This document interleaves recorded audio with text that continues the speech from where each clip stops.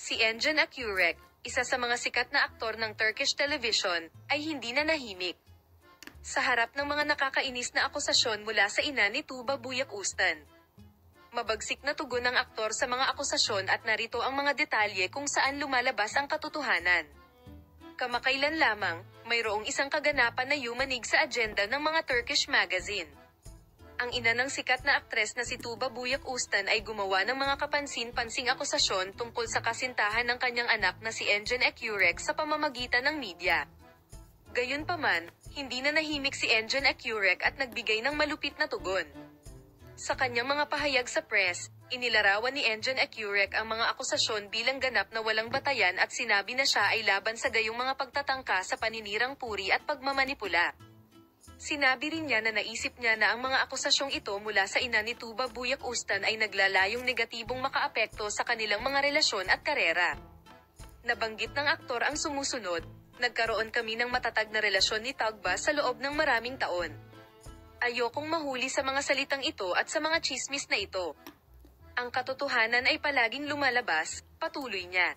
Binigyang diin ni Engin Akyurek na ang batayan ng kanilang relasyon ay tiwala at katapatan at sinabi na ang gayong mga pagtatangka sa pagmamanipula ay hindi mayayanig ang kanilang relasyon.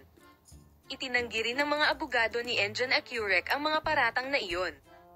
Inihayag niya na gagawin niya ang mga kinakailangang hakbang upang maprotektahan ang reputasyon ng kanyang mga kliyente.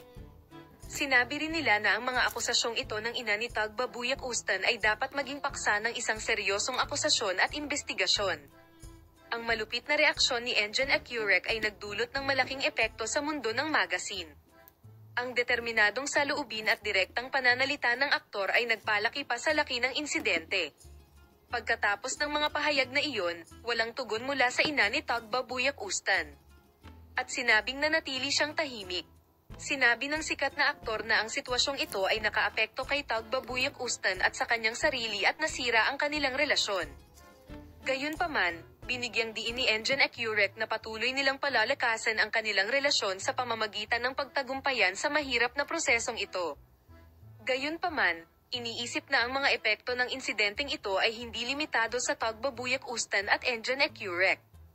Ito ay patuloy na isang bagay ng pag-usisa kung paano ang kaganapang ito, na nagsimula ng isang mahusay na debate sa mundo, ay bubuo sa Turkey at sa mundo ng media sa mga darating na araw.